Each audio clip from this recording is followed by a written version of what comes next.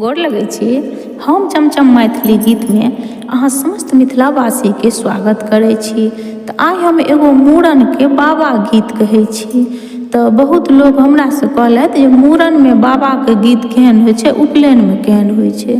उपनयन में बाबा गीत होइ छै तो ओइमे ओजे होइ छै। मूड़न के जे बाबा गीत होइ छै ओइमे ओजे नहीं होइ छै। मूड़न के गीत में आहे होइ छै। तो आइ हम एगो मूड़न के बाबा गीत कहै छी जे पीसी के नहीं अनने छलखिन, से बरुआ कहै छथिन जे पीसी दीदी के आनै ला। तो अहाँ सब ई गीत हमर जरूर सुनब, देखब, और यदि नीक लागे तो हमर चैनल के सब्सक्राइब, हमर वीडियो के लाइक अहाँ सब जरूर कऽ देबै। सामुआ बैसल तो है बाबा की बरुआ अरजी करो हे।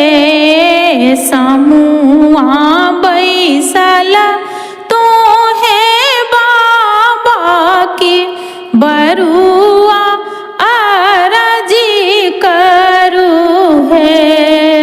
बाबा यो लपटी छेकल ललाठ करहु जग मूड़न है। रहु बाबू सहु बाबू बड़ुआ की होए त सुदिन दिन हे।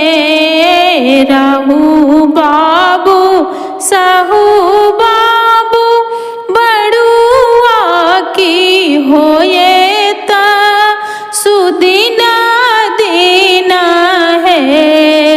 बाबू है नो तब सकल पड़ी बाड़ करब जग मूड़न है।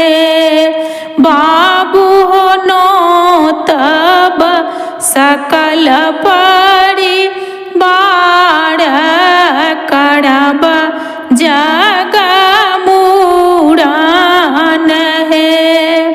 मूड़न करैते बड़ुआ की बाबा से अरजी करो हे। बाबा है आनी दिया पीसी बजाई के आउरी पसाड़ल है। बाबा है आनी दिया पीसी बजाई की आउरी पसाड़ल है। आओती पीसी सोहागिन बैसा